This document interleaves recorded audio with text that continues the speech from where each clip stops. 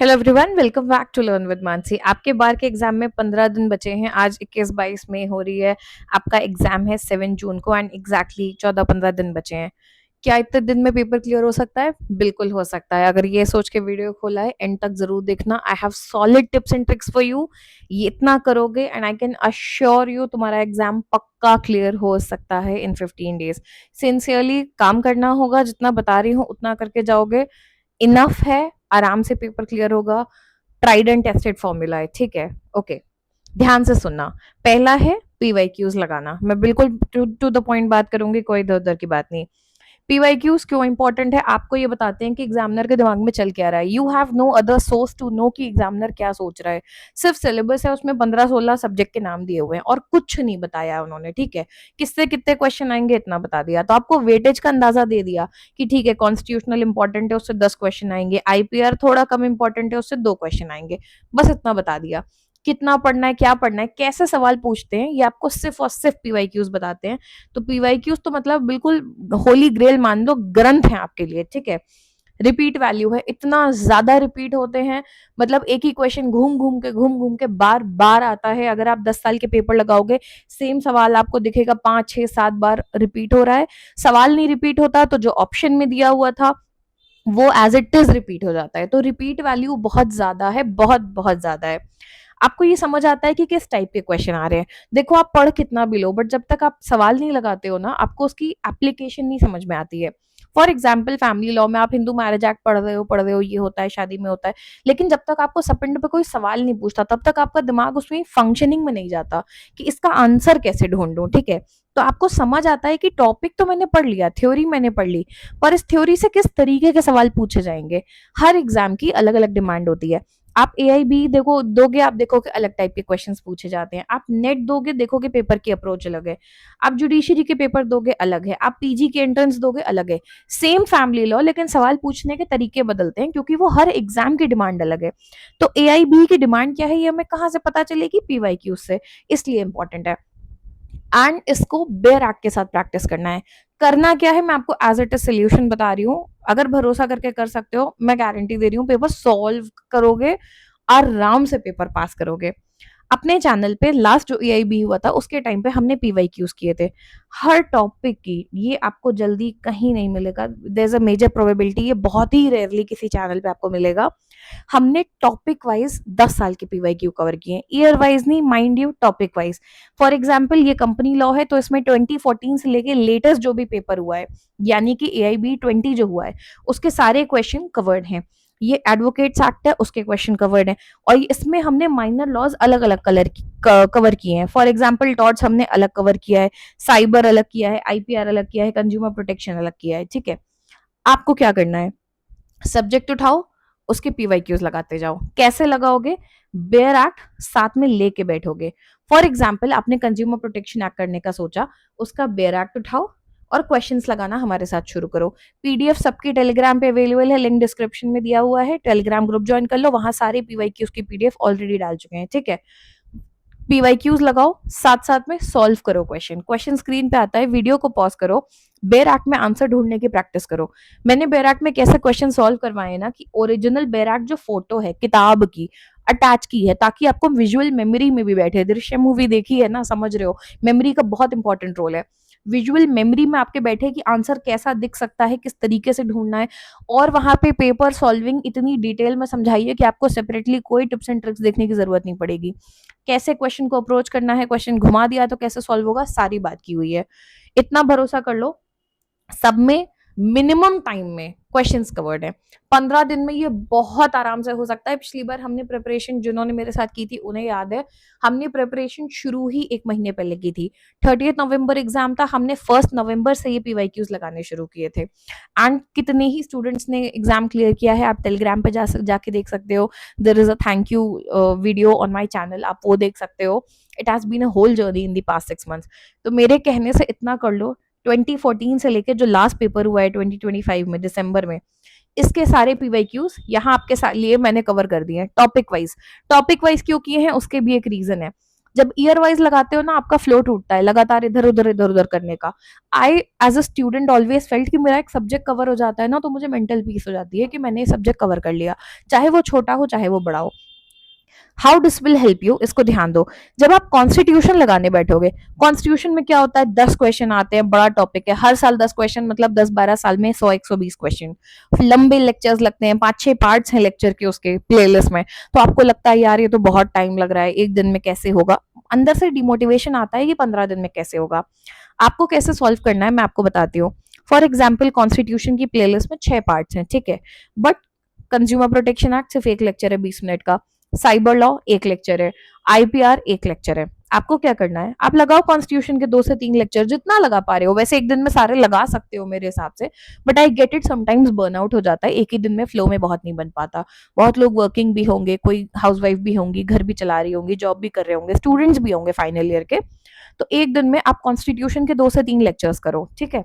उतना करके constitution side कर दो, साथ में उठा के कंज्यूमर प्रोटेक्शन एक्ट का एक लेक्चर लगा लो, आधे घंटे लगने हैं। साइबर का एक लगा लो, आधा घंटा लगना है, ठीक है।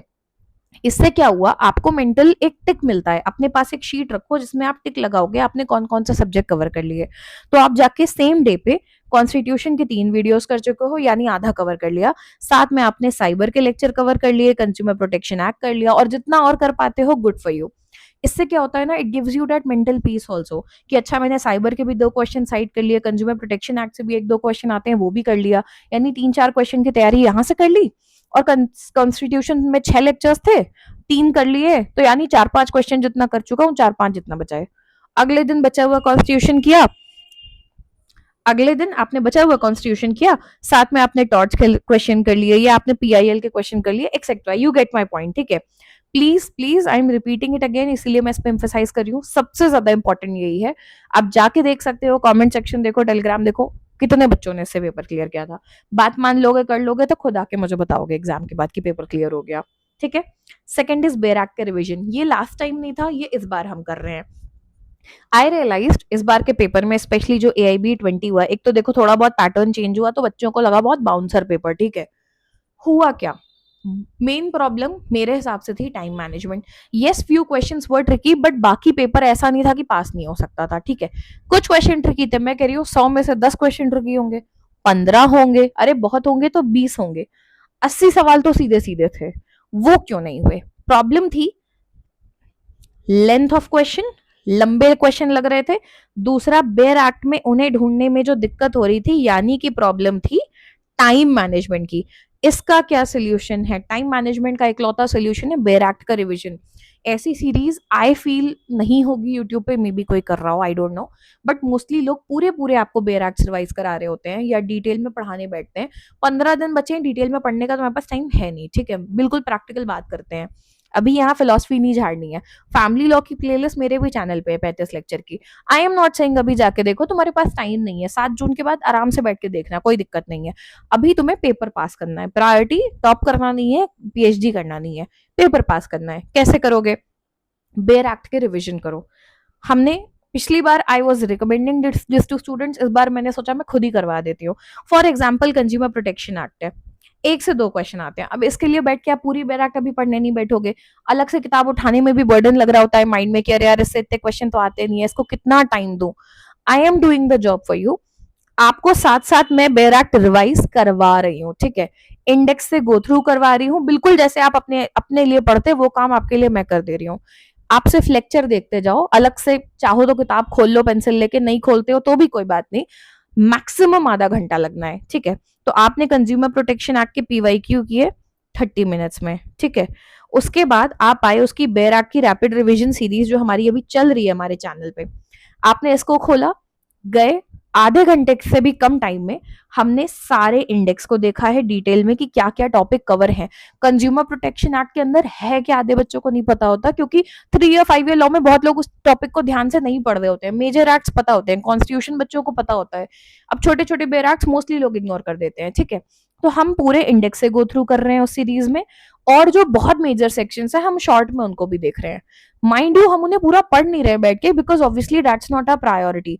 माई पॉइंट इज कि जैसे ही आपको फॉर एग्जाम्पल पेटेंट पे क्वेश्चन आया, तो बहुत बच्चे आइडेंटिफाई नहीं कर पाते कहाँ जाना है। आपको तुरंत समझ में आएगा मुझे आईपीआर वाली बेयर एक्ट उठानी है, पेटेंट्स एक्ट में जाना है, पेटेंट एजेंट पे क्वेश्चन आया है मान लो, तो आपको, क्योंकि आप देख के गए हो वो रिवीजन लेक्चर, तो आपको आइडिया है कि पेटेंट एजेंट कहाँ दिया होगा। तो वो जो 2-3 मिनट उसको लोकेट करने में खराब होते थे वो आपके बच रहे हैं। हर क्वेश्चन में जब 2-3 मिनट बचते हैं ना, उसी को हम टाइम मैनेजमेंट कहते हैं, ठीक है। तो जैसे आपको पता होगा कि पेटेंट एजेंट कहाँ दिया है, आपका काम सिर्फ इतना बचेगा, क्वेश्चन में देखोगे पूछा क्या है, उस सेक्शन पे डायरेक्ट जाओगे, आंसर देखोगे और मार्क करके आगे बढ़ जाओगे। That is how it saves your time. और माइनर लॉज में स्पेशली ये बहुत ज्यादा हेल्प करता है। We'll do this both for major and minor laws.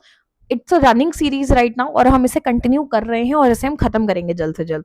कैसी दिखती है चैनल पे आप जाओगे, करंट लेक्चर्स इसी बारे में ही है, बेराक की सीरीज के नाम से ही है।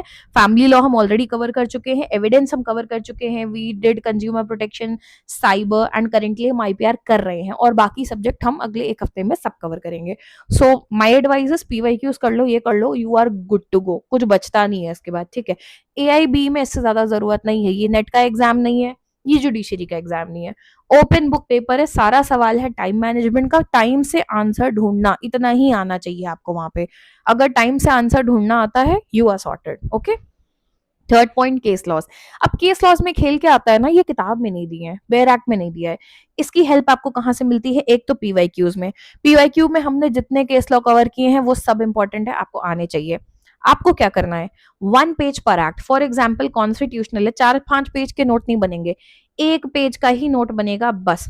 कॉन्स्टिट्यूशनल में जब आप पीवाईक्यूज लगाओगे, जितने भी केस लॉस के क्वेश्चंस दिख रहे हैं, ऑप्शंस भी हमने डिस्कस किए हैं जब हमने पीवाईक्यूज लगाए हैं ना, मेजॉरिटी क्वेश्चंस में हमने एक एक ऑप्शन को डिस्कस किया है कि जो केस आंसर नहीं भी था वो किस बारे में है केस, हमने बात की है, ठीक है।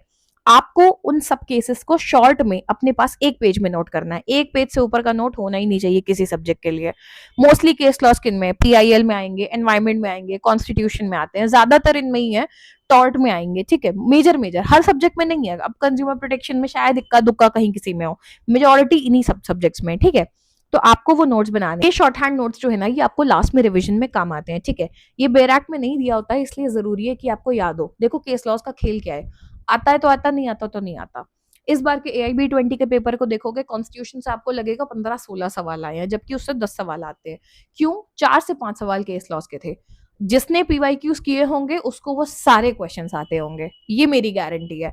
जो पीवाईक्यूज लगा के गया था वो सारे के सारे रिपीट ही थे, या तो डायरेक्ट रिपीट हुआ था या ऑप्शन रिपीट हुआ था। अब एनवायरमेंट में फॉर एग्जाम्पल MC मेहता के नाम से कई केसेस हैं। अब उन्होंने 4 ऑप्शंस, चारों MC मेहता दे दिए। प्रॉब्लम था कि किसी में 91 ईयर था, किसी में 92 था। सारे केसेस हमने पढ़े हुए हैं। सवाल यह कि आपको अब याद है कि नहीं। तो ऑब्वियसली कुछ क्वेश्चंस होंगे जो आपको नहीं याद होंगे, 15 दिन है, इतना प्रेशर लेने की जरूरत नहीं है। बट जो बहुत ही बेसिक है, अब Shayara Bano case for example हो गया, शाह बानो केस हो गया, अब ये बहुत बेसिक है। केशवानंद पे आंसर क्वेश्चन आ जाए और आप कह दो मैम मैंने तो केस लॉस तैयार नहीं की थी, तो फिर आपकी गलती है, राइट। ये तो बहुत ही बेसिक हो गया। आई गेट इट, अब MC मेहता के 4 ऑप्शन लिखे हो तो कंफ्यूजन होगा, पर केशवानंद भारती के साथ MC मेहता मेंशन हो और सवाल हो कि एनवायरमेंट पे कौन सा केस था और आप ना कर पाओ, तो फिर वो आपकी गलती है ना। तो my simple advice is for third point case loss, जब आप पीवाईक्यूज लगा रहे हो, short hand notes case laws के लिए बना लो, उनको रिवाइज करना एंड में, जितने वहां तुम्हें याद रहेगा, गुड फॉर यू, ठीक है। फोर्थ पॉइंट, एरर शीट बनाओ। ये सिर्फ AIB ही नहीं, कोई भी एग्जाम दे रहे हो, जून में नेट का भी पेपर होना है, आगे जाके जुडिशरी के पेपर, क्लैट, कुछ भी दे रहे हो, ये हर जगह काम आता है। This is a general tip for every paper. Notice करो कौन से टॉपिक है जो तुम्हें नहीं याद हो रहे हैं। जैसे the reason I mention MC Mehta is because I get confuse there mostly. ये मेरा पर्सनल पॉइंट है कि मुझे मेजरली केस लॉज याद रह जाते हैं, but when it comes to MC Mehta cases इतने सारे हैं और मेजरली सिमिलर नेम होते हैं, अगर सेकंड पार्टी का नाम ना मेंशन हो तो मैं ईयर वाइज कंफ्यूज होती हूँ। ये मुझे पता है अपने बारे में। तो व्हाट आई डू इज, मेरी एरर शीट होती है 1 पेज की, उससे ज्यादा नहीं होती है। इसमें आपको करना क्या है, वो टॉपिक जिसमें आपको दिख रहा है आप बार बार अटकते हो। कभी कभी नोटिस किया होगा, कोई एक सब्जेक्ट है, उसका कोई स्पेसिफिक टॉपिक है, 10 बार रिवाइज कर लो तो भी आप उसे भूलने लगते हो। बाकी सब याद हो गया, वही भूलता है बार बार। तो आपको क्या करना है, सारे चीजें नोट नहीं करनी है, क्योंकि 10 पॉइंट बार बार नहीं रिवाइज करने होते, एग्जाम के एक दिन पहले नहीं रिवाइज करना होता है। उस एक पॉइंट को जो आप बार बार भूलते हो ना, उसको नोट करो। इस शीट में बहुत कुछ नहीं आएगा, सारे 20-22 सब्जेक्ट मिला के भी ना, कुछ 25-30 पॉइंट निकलेंगे जो आप बार बार भूलते हो। सिर्फ उन एरर्स को जो आप रिपीट कर रहे हो मल्टीपल टाइम्स रिवाइज करोगे ना तो वो दिमाग में थोड़ी बैठ जाती हैं, थोड़ी बहुत याद हो जाती हैं। कभी कभी कुछ चीजें ना समझ में आए ना तो याद करनी भी जरूरी होती है। For example foot note confuse हो रहे हो, जीएसटी किस अमेंडमेंट में आया था, बार बार कंफ्यूज हो जाते हो, आंसर ढूंढते वक्त हर बार फंसते हो कि मैं ढूंढ नहीं पाया, तो नोट कर लो शॉर्ट में कि कैसे ढूंढा था, याद रह जाएगा, एग्जाम टाइम पे काम आएगा। ठीक है, this is the basic. And last is OMR practice. Last time भी मैंने कई बार कहा था, कितने बच्चे मुझे मिले जो इसमें फंसे हैं, जिन्होंने मुझे बाद में मैसेज किया मैम फंस गए, मैम गड़बड़ हो गई। अब मैम क्या करेंगी बताओ, सुन के क्या कर सकती हैं, पेपर तो तुम्हारे बदले दे नहीं सकते। ऑफलाइन पेपर है, ऑनलाइन ना आपको ओएमआर की शीट्स मिलती हैं, एक दो शीट्स का प्रिंट आउट निकाल लो, सिर्फ उनको भरने की प्रैक्टिस करो।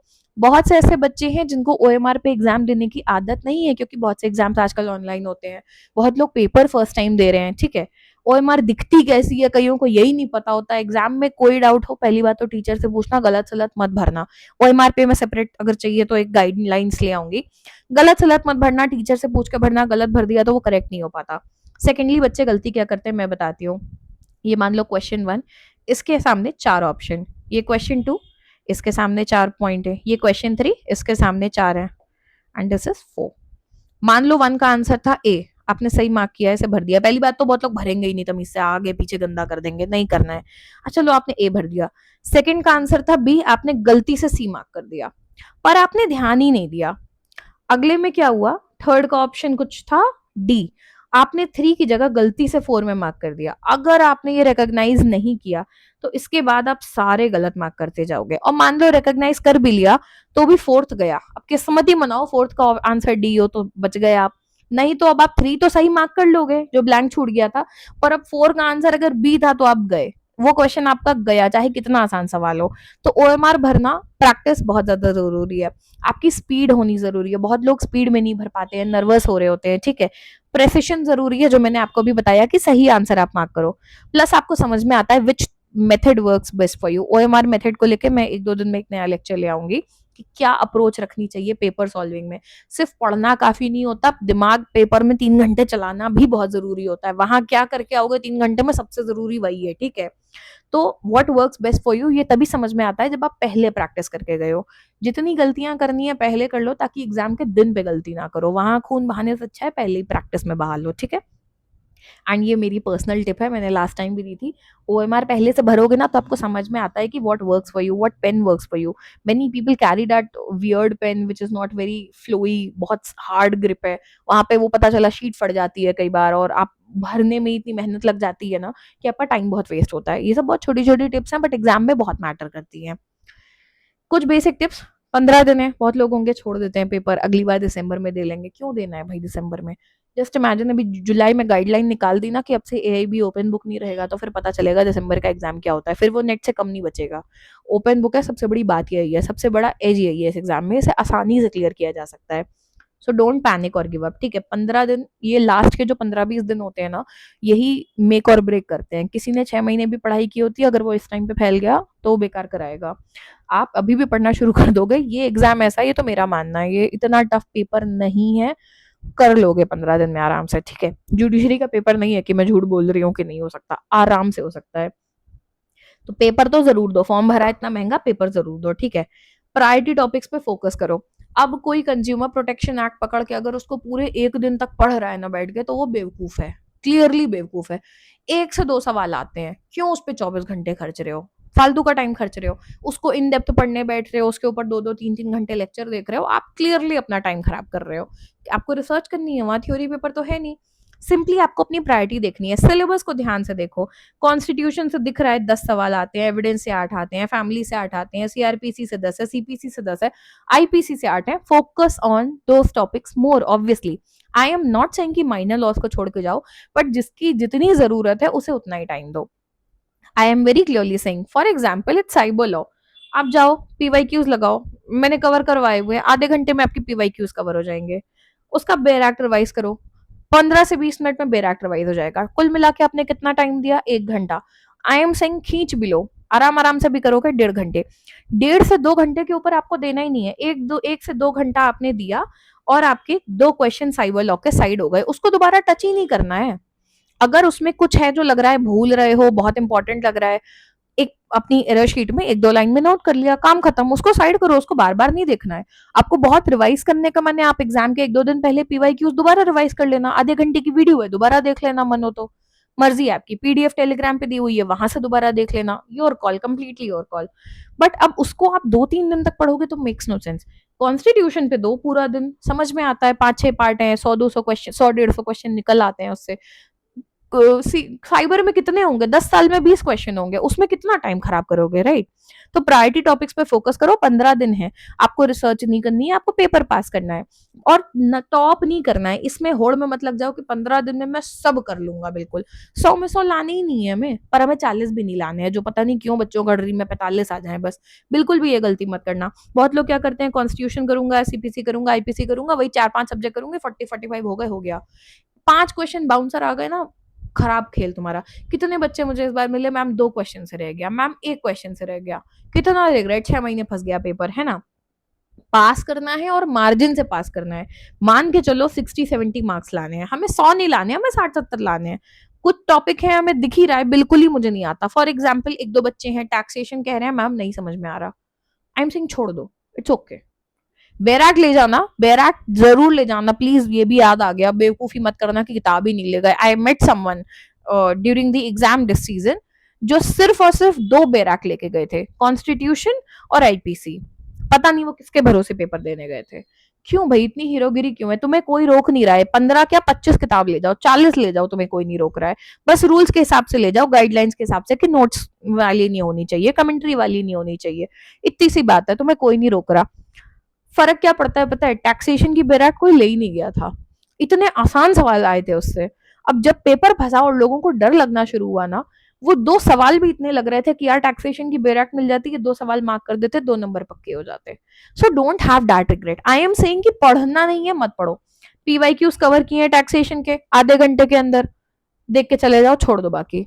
बैराक का इंडेक्स देख लो, हटा दो, बाकी मत पढ़ो टैक्सेशन बैठ के। 15 दिन है, टाइम नहीं है।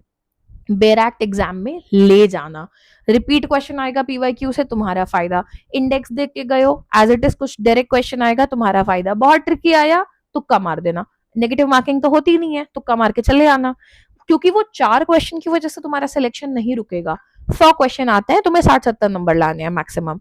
बट ऐसे ही अगर 10-12 सब्जेक्ट माइनर लॉस के छोड़ के जाओगे तब नुकसान होगा। ये आप 1-2 सब्जेक्ट में कर लो जो आपको बहुत दिक्कत कर रहे हैं, जो आपको बहुत ही हैवी फील हो रहे हैं, ठीक है? किसी किसी को लेबर लॉ बहुत हैवी लग रहा है, आते हैं 4 सवाल, कोई बात नहीं मत करो, बट ऐसा नहीं है कि फिर आप मेजोरिटी सब्जेक्ट छोड़ के चले गए, मैक्सिमम 1 से 2 सब्जेक्ट आप ऐसे छोड़ दो। तो ये बहुत बेसिक सी टिप्स है। 15 दिन है, सब कुछ नहीं करना है, बेसिक पढ़ो, आराम से पढ़ो, पीवाईक्यूज करो, बैराक रिवाइज करो, मक्खन की तरह तैयारी हो जाएगी। आई ट्राई कि मैं केस लॉस पे लेक्चर्स लेके आ जाऊं, जो इंपॉर्टेंट केस लॉज हैं उनको एक साथ कवर करा दूं, आई विल ट्राई दैट अगर हो सका। बट जितना किया है ना, ट्रस्ट मी आराम से हो जाएगा। टेलीग्राम पे जाना, डिस्क्रिप्शन में लिंक दिया हुआ है, वहां पे सारे पीवाईक्यूज के पीडीएफ अपलोडेड है। एंड जस्ट वन थिंग, किसी भी लेक्चर में अगर पीवाईक्यू में आंसर गलत दिया है, please check the comment section, pinned comment में सही आंसर दिया होगा। कई बार स्टूडेंट्स ने मुझे करेक्ट किया है, and thank you for that, कि मैम इसका आंसर गलत बता दिया। कहीं कहीं इंसान है भाई, हमसे भी गलती होती है। बट जो पीडीएफ्स है ना टेलीग्राम पे, उनमें मे बी वो करेक्टेड नहीं होगा, तो मेक श्योर आप उसे करेक्ट कर लो, ठीक है? इसलिए लेक्चर जरूर देखना, सिर्फ पीडीएफ के भरोसे मत बैठना। You are good to go, मस्त पेपर क्लियर होगा, बिल्कुल टेंशन मत लो। 15 दिन बचे हैं, 15 दिन अच्छे से मेहनत कर लो, इतना तो टाइम डिजर्व करता है paper. I am not saying 6 महीने पढ़ना होता है, बट 15 दिन तो दे सकते हो, ठीक है? बाकी if you want I will bring a lecture on OMR को लेके, बैराक में आंसर ढूंढने की प्रैक्टिस को लेके, जो भी गाइडलाइन चाहिए हो, जो भी हेल्प चाहिए हो, कमेंट करना, I will surely help you on that, ठीक है? अच्छे से पढ़ो, stay tuned, keep watching, bye bye.